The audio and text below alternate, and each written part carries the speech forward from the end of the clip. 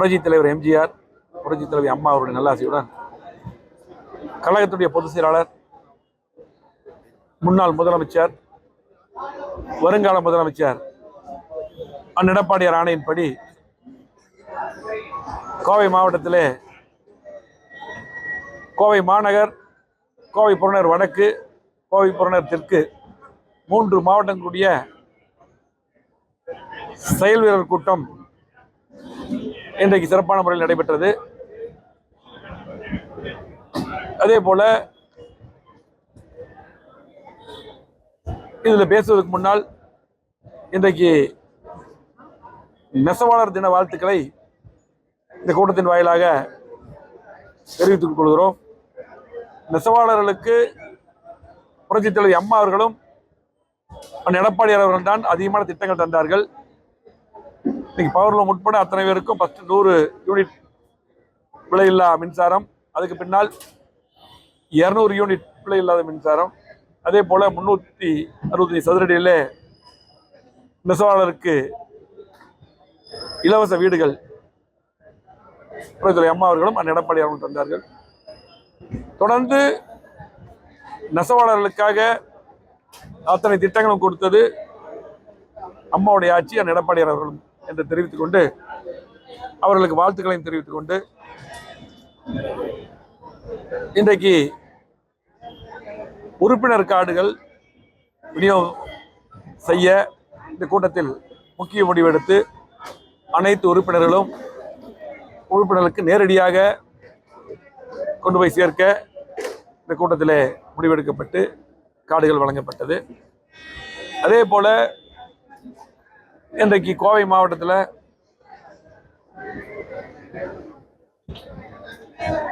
நடந்து முடிந்த நாடாளுமன்ற தேர்தலில் எந்தெந்த பூத்துகளில் குறைவான வாக்குகள் அதை எப்படி சரி பண்ணலாம் என்று ஆலோசனை நடத்தப்பட்டது. அதே போல 2019 கூட கோவை மாவட்டத்திற்கு உட்பட்ட அனைத்து சட்டமன்ற தொகுதிகளிலும் வாக்குகள் குறைவாக பெறப்பட்டது. 21 முழுமையாக அனைத்து சட்டமன்ற உறுப்பினரும் அதிமுக சட்டமன்ற உறுப்பினராக எடப்பாடியார் தலைமையில் வெற்றி பெற்றோம். அதே போல இன்றைக்கும் வருகின்ற 26 சட்டமன்ற தேர்தலில் கோவை மாவட்டத்துக்கு அத்தனை திட்டங்களும் தந்தது எடப்பாடியார் அவர்கள். கேட்ட திட்டங்களை எல்லாம் அம்மாவுடைய ஆட்சியை சிறப்பான முறையில் வழிநடத்தி கோவை மாவட்டத்தில் அத்தனை திட்டங்களும் இன்றைக்கு இவ்வளவு பாலங்கள், கூட்டுக்குடி திட்டம், ஸ்மார்ட் சிட்டி திட்டம், அதே போல இங்க இருக்கக்கூடிய அத்தனை அலுவலகங்கள், கலெக்டர் ஆபீஸு, எஸ்பி ஆபீஸு, மருத்துவமனை மேம்பாடு, அரசு மருத்துவமனை, அத்திக்கடு வனாஸ் திட்டம், ஏர்போர்ட் விரிவாக்கம், மெட்ரோ ரயில் அறிவிப்பு என்று என்னென்ன திட்டங்கள் தேவையோ அத்தனை திட்டங்கள் தந்தார்கள். 6 புதிய கல்லூரி, கிட்டத்தட்ட 6 தாலுக்கா என்று சொல்லிட்டே போலாம். மிகப்பெரிய வளர்ச்சியை தந்தவர் எடப்பாடியார் அவர்கள் முதலமைச்சர் இருக்கும். ஆகவே சட்டமன்ற தேர்தல் என்று வரும் பொழுது கண்டிப்பாக தமிழ்நாட்டு மக்கள் எடப்பாடியார் அவர்கள் தான் முதலமைச்சராக வர வேண்டும் என்று வாக்களிப்பார்கள். அந்த அடிப்படையிலே சிறப்பான முறையிலே பணியாற்ற வேண்டும் என்று இந்த கூட்டத்திலே ஆலோசனை செய்யப்பட்டது. அதே போல எடப்பாடியார் அவர்கள் ஆணையின்படி வயநாட்டில் நம்முடைய சகோதர சகோதரிகள் அதிகமான பேர், கிட்டத்தட்ட 500 பக்கம் உயிரிழந்தார்கள். கடுமையான பாதிப்பு. இதுக்கு உடனடியாக எடப்பாடியார் அவர்கள் வருத்தத்தை தெரிவித்து ஆறுதல் சொல்லி 1 கோடி ரூபாய் நிதியை இந்த மக்களுக்காக அறிவித்து வழங்க சொன்னார்கள். நேற்றைய தினம் நானும் எங்களது தேர்தல் பிரிவு செயலாளர் பொள்ளாச்சி ஜெயராமன் அவர்களும், கொல்லூர் சட்டமன்ற உறுப்பினர், எங்களது கேரளா மாநில செயலாளர்லாம் போய் வழங்கினோம். அதே போல முதலமைச்சரும் எடப்பாடியார் அவர்களுக்கு நன்றி சொல்ல சொன்னார்கள். அது மட்டுமல்ல, இன்றைக்கு கூட 3 லாரியில் கிட்டத்தட்ட 20 லட்சம் மதிப்புள்ள பொருட்களை இப்போ அனுப்பியிருக்கிறோம். இதுக்கு முன்னாலும் அனுப்பணும். கிட்டத்தட்ட எடப்பாடியார் உத்தரவு கிணங்க கிட்டத்தட்ட 1 கோடி ரூபாய் மதிப்புள்ள பொருட்களும் தொடர்ந்து கேரளாவுக்கு, வயநாடுக்கு அனுப்பி கொண்டிருக்கிறோம். ஆனால் நம்முடைய சகோதர சகோதரிகள் இன்றைக்கு பாதிக்கப்பட்டிருக்கிறார்கள். உடனடியாக தமிழ்நாட்டு மக்களும் சரி, கோவை மாவட்ட மக்களும் சரி, அதிமுகவும் இந்த மாதிரி பிரச்சனை என்றால் உடனடியாக அவர்கள் கண்ணீரை துடைக்கும். அம்மா இருக்கும் சரி, எடப்பாடியார் இருக்கும் சரி, அந்த வழியிலே இதையெல்லாம் அனுப்பி கொண்டிருக்கிறோம். அதே போல இன்றைக்கு பார்த்தீங்கன்னா கோவை மாவட்டத்தில் 3 வருடங்களாக திமுக அந்த திட்டங்களை கொடுக்கல. இன்றைக்கு 3வது முறையாக மின்கட்டண உயர்வு. அதே போல அதுக்கெல்லாம் நாங்கள் ஆர்ப்பாட்டம் நடத்தணும். எடப்பாடியார் எங்கள் பொதுச்செயலர் உத்தரவு கணக்கு. அதே போல பார்த்தீங்கன்னா எந்த சாலையிலும் நடக்க முடியல. பார்த்தீங்கன்னா இன்னைக்கு மாவட்டம் முழுவதும் யூஜி தோண்டப்பட்டு மழை பெய்து எந்த சாலையும் நடக்க முடியல. அம்மா ஆட்சியில் எடப்பாடி முதலமைச்சர் இருக்கும்போது நிதி ஒதுக்கப்பட்டு சென்று விடப்பட்ட 500 சாலைகள் ரத்து பண்ணாங்க. அந்த சாலைகளாவது போட்டாலாவது நீ மக்கள் நிம்மதியாக இருப்பாங்க. ஆகவே இந்த அரசு வேகமாக அந்த சாலைகளை சரி செய்ய வேண்டும். அதே போல வீடு கட்டட அனுமதி கட்டணம் பார்த்தீங்கன்னா 2 மடங்காக உயர்த்தியிருக்காங்க இன்னைக்கு எல்லா மாநகராட்சியிலும். இந்த கோவை மாவட்ட மக்கள் மிக கடுமையாக பாதிக்கிறாங்க. உடனடியாக அதை ரத்து செய்ய வேண்டும் என்று எங்களது பொதுச் செயலாளர் எடப்பாடி அவர்கள் அறிக்கை விட்டார்கள். உடனடியாக அதை ரத்து செய்ய வேண்டும். அதே போல இன்றைக்கு சொத்து வரி, அத்தியாவசிய பொருட்கள் எல்லாம் இன்னைக்கு கடுமையான விலை உயர்வு. இன்றைக்கு மக்கள் மிகவும் வருத்தத்தில் இருக்கிறார்கள். ஆகவே அதையெல்லாம் உடனடியாக ரத்து செய்ய வேண்டும். அதே போல பார்த்தீங்கன்னா இன்னைக்கு முக்கியமான ஒரு பிரச்சனை, இன்றைக்கு மத்திய அரசு மாநில அரசும் இதை செவிசாய்த்து உடனடியாக எங்களது தொழிலுக்கு ஒரு பாதுகாப்பு அளிக்க வேண்டும். ஏனென்றால் இன்றைக்கு வங்கதேசத்தில் கடுமையான பிரச்சனை.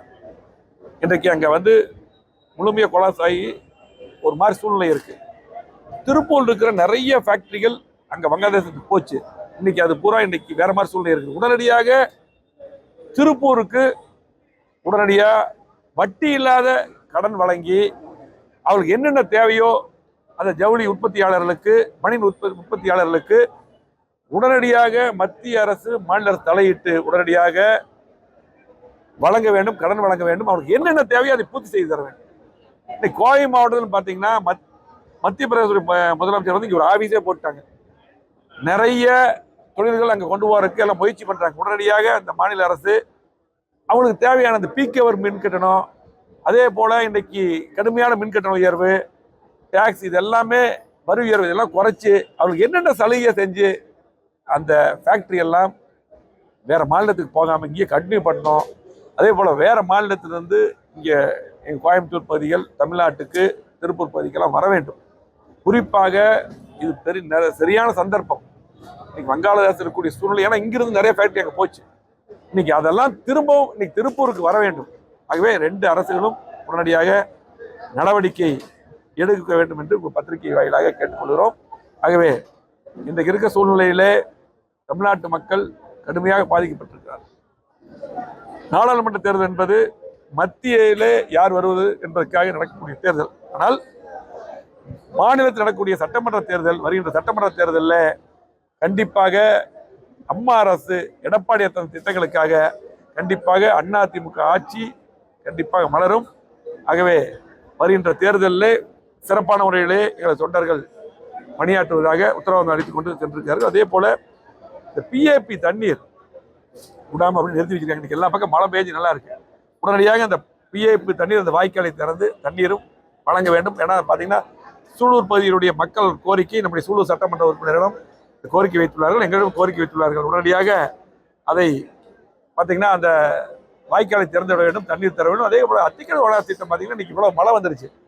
இன்னைக்கு 95% அந்த எடப்பாடியார் முதலமைச்சர் போது திட்டம் முடிஞ்சிருச்சு. 95%. 70 ஆண்டுகளாக யாரும் செய்ய முடியாத, யாரும் செய்யாத திட்டத்தை எங்களது பொதுச் செயலாளர் முதலமைச்சராக இருக்கும்போது அந்த எடப்பாடியார் அவர்கள் அந்த திட்டங்களை கொடுத்தார். எப்படி யாரும் செய்ய முடியாத திட்டங்கள் எல்லாம் அந்த எடப்பாடியார் தந்தாரோ, அம்மா தந்ததோ, அதே போல அத்திக்கடை வனாஸ் திட்டம். இந்த திட்டம் இன்னைக்கு இவ்வளவு தண்ணி வந்துருச்சு, கடலுக்கு போகுது. தயவு செஞ்சு இந்த திட்டத்தை உடனடியாக இந்த குளத்திலெல்லாம் உடனடியாக நிரப்ப வேண்டும் என்று கேட்டு, பேருக்கு ஏதோ பண்ணியிருக்கீங்க, முழுமையாக அதை பூரா ஆய்வு செஞ்சு எல்லா குளங்களுக்கும் அதை நிரப்ப வேண்டும் என்று கேட்டுக்கொள்கிறோம். நன்றி.